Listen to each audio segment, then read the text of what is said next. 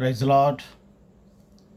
கர்த்தர் நல்லவர், அவர் கிருபை என்றும் உள்ளது. இந்த நாளிலும் கூட உங்களோடு பேசும்படியாக கர்த்தர் கொடுத்த கிருபைக்காக அவருக்கு நன்றி செலுத்துகிறேன். இந்த வீடியோவானது மிகவும் ஆத்மாவுக்கு பிரயோஜனமானது. கர்த்தர் நம்மேல் எவ்வளோ அக்கறை உள்ளவராக இருக்கிறார் என்பதை நாம் புரிந்து கொள்ளலாம்.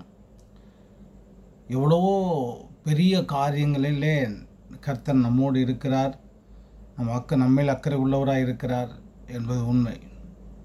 அதில் ஒரு சின்ன விஷயத்தை நான் உங்களோடு பகிர்ந்து கொள்ள இருக்கிறேன். கர்த்தர் நம்ம வழி நடத்துவாராக. இந்த செய்தியின் தலைப்பானது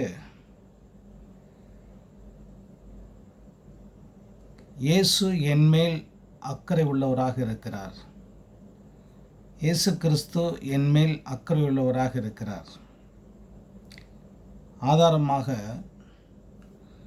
மத்தேயு எழுதின சுவிசேஷ புஸ்தகத்திலே 10ஆம் அதிகாரம் 30ஆம் வசனத்திலே சொல்லப்பட்டிருக்கு, அவர் என் தலைமுடியெல்லாம் எண்ணி இருக்கிறார்.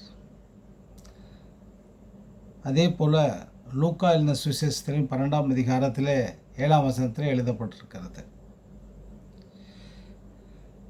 ஒரு சாதாரண விஷயம், என் தலைமுடி. அந்த தலைமுடியை கூட ஆண்டவராக இயேசு கிறிஸ்து சொல்றார், நான் எண்ணி வச்சிருக்கிறேன். என் தலைமுடியை எண்ணி வச்சிருக்கிறேன். அப்போது என் மேலே எவ்வளோ ஒரு அக்கறை உள்ளவராக இருக்கிறார், நம்மேல் அவர் எவ்வளோ அக்கறை உள்ளவராக இருக்கிறார். இப்போது உதாரணமாக படைப்பில் கூட சரி, படைக்கும் போதுமே நம்மளை மாத்திரம் விசேஷமாக படைத்திருக்கிறார். அது சிலவற்றை நாம் பார்ப்போம். ரொம்ப விசேஷமாக படைத்திருக்கிறார்.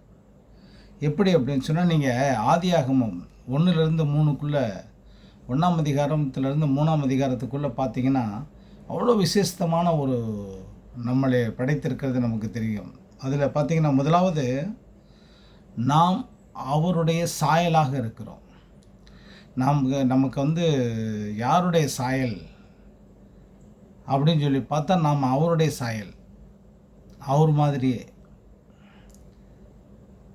ரெண்டாவது அவருடைய உருவம் எப்படி அப்படின்னு சொன்னால், அவர் மாதிரியே உருவம்.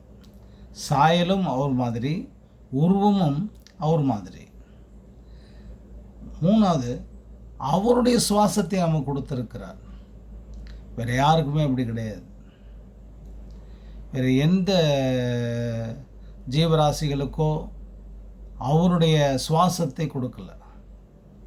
நமக்கு மனிதர்களாகிய நமக்கு மாத்திரம்தான் அந்த விசேஷித்த காரியத்தை செய்திருக்கிறார். நான்காவது, நாம் மட்டும்தான் மண்ணினால் செய்யப்பட்டோம். அதாவது ஒரு இடத்துல உட்கார்ந்து மண்ணை எடுத்து அதை குழைச்சி அதை அவர் என்ன செய்கிறார், அவருடைய சித்தத்தின் பிரகாரமாக அவர் மாதிரியே நம்மளை அவர் கையினாலே உருவாக்குகிறார். நீங்கள் கேட்கலாம், மற்றதெல்லாம் எப்படி உருவாச்சு அப்படின்னா, அவர் சொல்ல சொல்ல உருவானது. மற்ற எல்லாமே அவர் சொல்ல உருவானது. ஆனால் உங்களையும் என்னையும் எப்படி உருவாக்கியிருக்கிறார் என்று சொன்னால், உட்கார்ந்து ஒவ்வொரு அவயமாக அவர் என்ன செய்திருக்கிறார், தன் கைகளினாலே உருவாக்கிறார். எவ்வளோ விசேஷமானவர்கள் என்று பாருங்கள். தன் கைகளினாலே அவர் என்ன செஞ்சிருக்கிறார், உருவாக்கியிருக்கிறார். மற்றபடி எல்லா மிருகங்களையும் எல்லா மச்சங்களையும் ஆளும்படியான அதிகாரத்தை நமக்கு கொடுத்திருக்கிறார். அடுத்தது பார்த்திங்கன்னா, 5வது, எல்லா மிருகங்களையும் எல்லா கடலில் வாழ்கிற எல்லா மச்சங்களையும் எல்லாத்தையும் ஆளும்படியான அதிகாரத்தை நமக்கு தான் கொடுத்திருக்கிறார். வேறு யாருக்கும் கொடுக்கல. வேறு யாரும் நம்மளை ஆளல. நாம் தான் எல்லாத்தையும் ஆண்டுக்கிட்டு இருக்கிறோம். எல்லா விதமான சிங்கம் ரொம்ப மோசமானது. ஆனால் அதையும் ஒருத்தன் என்ன பண்ணுறான், சர்க்கஸில் போய் பார்த்தீங்கன்னா அது அவன் சொல்கிற மாதிரி கேட்குற மாதிரி பழக்கி வச்சுருக்கிறான். அதை ஆண்டு கொண்டிருக்கிறான். யானை அவ்வளோ பெரிய மிருகம், அது மேலே ஏறி உட்காந்து போயிட்டுருக்கான். அப்படி அவன் என்ன செய்கிறான் அப்படின்னு சொன்னால், எல்லா மிருகங்களையும் எல்லா மச்சங்களையும் நம் ஆளும்படியான அதிகாரத்தை நமக்கு கர்த்தர் கொடுத்திருக்கிறார். அடுத்தது 6வது, இந்த பூமி, வானம், கடல், காற்று, மலை, சூரியன், சந்திரன், நட்சத்திரங்கள் எல்லாம் நமக்காக படைத்தார். அதாவது பூமி அப்படின்னா தரைப்பகுதி, வானம், கடல், காற்று, மலை, சூரியன், சந்திரன், நட்சத்திரங்கள் எல்லாம் நமக்காக தான் படைத்தார். அதில் இந்த சூரியன் பார்த்திங்கன்னா சரியான டிகிரியிலே வைத்திருக்கிறார். கொஞ்சம் முன்னாடி வந்துச்சு அப்படின்னா நாம் எல்லாம் சும்மா ஒரு இன்ச்சு பை முன்னாடி வந்துச்சு அப்படின்னு சொன்னால் நம்ம சுத்தமாக எரிஞ்சிருவோம். அதே போல் கொஞ்சம் பின்னாடி போனாலும் சரி, நம்மலாம் ஐஸ் கட்டியாக மாறிடுவோம். கரெக்டான இடத்துல கரெக்டான சூழ்நிலையிலே நம்மளை என்ன செய்திருக்கிறாரு, வடிவமைச்சிருக்க அந்த உருவாக்கியிருக்கிறார். கரெக்டாக நமக்கு எவ்வளோ தேவை, நம்ம மனுஷன் எவ்வளோ தாங்க முடியுமோ, எவ்வளோ இது பண்ணணுமோ அப்படின்னு சொல்லிட்டு வச்சு ஓசோன் படலத்தை வச்சு எல்லாம் நமக்கு கரெக்டாக செஞ்சு கொடுத்துருக்கிறார். அப்போது இந்த கடல், காற்று, மலை எல்லாமே நமக்காக தான், வேறு யாருக்கும் கிடையாது. ஆனால் கடைசியாக சொல்கிறாரு, ஏழாம் காரியம், நம்மை அவருக்காக படைத்தார். பாருங்கள், அவருடைய ரூபத்தை, அவருடைய சாயலை கொடுத்தார், அவருடைய ரூபத்தை கொடுத்தார், அவருடைய சுவாசத்தை கொடுத்தார். நம்மை மட்டும்தான் மண்ணினால் செய்திருக்கிறார். அவர் அதாவது உட்கார்ந்து தன் கையினால் செய்தார். எல்லா மிருகங்களையும் மச்சங்களையும் ஆளும்படியான அதிகாரத்தை நமக்கு கொடுத்திருக்கிறார். அடுத்தது பார்த்திங்கன்னா பூமி, வானம், கடல், காற்று, மலை, சூரியன், சந்திரன், நட்சத்திரங்கள் எல்லாம் நமக்காக படைத்தார். ஆனால் நம்மை அவருக்காக படைத்தார். நாம் வாழ வேண்டியது அவருக்காக. ஒரு சின்ன விஷயத்தை எவ்வளோ முடியல ஆரம்பத்தில் சொன்னேன் இல்லையா, அந்த முடியில் எவ்வளோ அக்கறை உள்ளவராக இருக்கார் பாருங்கள். அவர் சொல்கிறாரு, உன் தலையில் உள்ள முடியெல்லாம் எண்ணி வைத்திருக்கிறேன். எப்பயாவது நம்ம எண்ணி இருக்கோமா? எப்பயாவது நம்ம தலையில் இருக்க முடிய நம்ம எண்ணி இருக்கோமா? என்னது கிடையாது. ஆனால் உதிரும் போது அப்படி தூக்கி போடுறோம். ரெண்டாவது, எப்போ வெள்ளையாக ஆகும், எப்போ உதிரும் சொல்லிவிட்டு அவருக்கு தெரியும். எப்போ நம்ம முடி வெள்ளையாகும், எப்போ உதிரும் அப்படின்றது அவருக்கு தெரியும். அடுத்தது, ஆனால் வெள்ளையாகிடுச்சுன்னு நம்ம என்ன பண்ணுறோம், கருப்படிச்சு விடுறோம். எதுக்கு? இந்த வெள்ளை எதுக்கு ஆரம்பம் தெரியுங்களா? வெள்ளை முடி வர ஆரம்பம் எதுக்கு தெரியுமா? நான் வாழ்க்கையின் மையப்பகுதியை, அதாவது எனக்கு கொடுக்கப்பட்ட வாழ்க்கையின் மையப்பகுதியை கடந்து கொண்டிருக்கிறேன். ஏறக்குறைய 40 வயசு ஆகும்போது, 35 to 40க்கு மேலே ஆகும்போது அது ஆரம்பிக்கும். அப்போ அந்த என்னுடைய வாழ்க்கையின் மையப்பகுதியை நான் கடந்து கொண்டிருக்கிறேன் சொல்லி அர்த்தம்.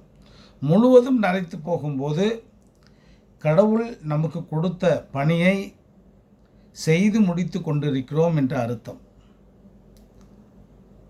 அப்போது நரைக்க ஆரம்பிக்கும் போது நமக்கு கொடுத்த வாழ்க்கையின் மையப்பகுதியை கடந்து கொண்டிருக்கிறோம்.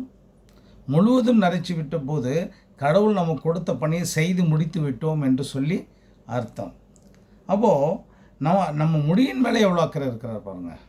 நம்முடைய வாழ்க்கையின் மேலே எவ்வளோ அக்கறை இருக்கிறார். நம்மளை படைக்கும் போதே அவ்வளோ அக்கறையாக இருக்கிறார். அப்படி என்பது, அதாவது அப்போது நம்முடைய ஒவ்வொரு நாளும் நடைகளையும், நம்முடைய ஒவ்வொரு நாளுடைய காரியத்தையும் எவ்வளவு கவனமாக அவர் பார்த்து கொண்டிருப்பார் என்பதை மறந்து விடாதீர்கள். அதுக்கு தான் சங்கீதத்தில் வசனம் ஒன்று சொல்லுகிறார், சிங்கக்குட்டிகள் தாழ்ச்சி அடைந்து பட்டினியாய் கிடக்கும், ஆனால் கர்த்தரை தேடுகிறவர்களுக்கோ ஒரு நன்மையும் குறைவிடாது.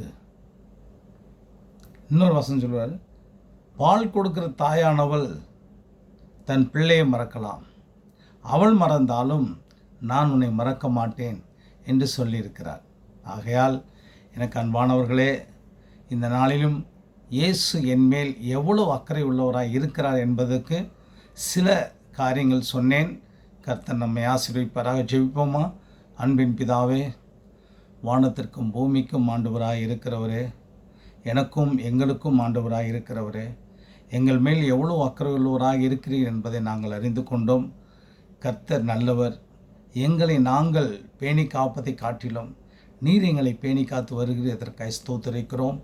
எங்கள் நடைகளையும் எங்களுடைய வாழ்க்கையில் ஒவ்வொரு பகுதியும் கர்த்தர் ஆண்டவரே அதை உமக்காக எடுத்துக்கொண்டு கர்த்தர் செய்து வருகிறீர். இதற்காக ஸ்தோத்திரம்.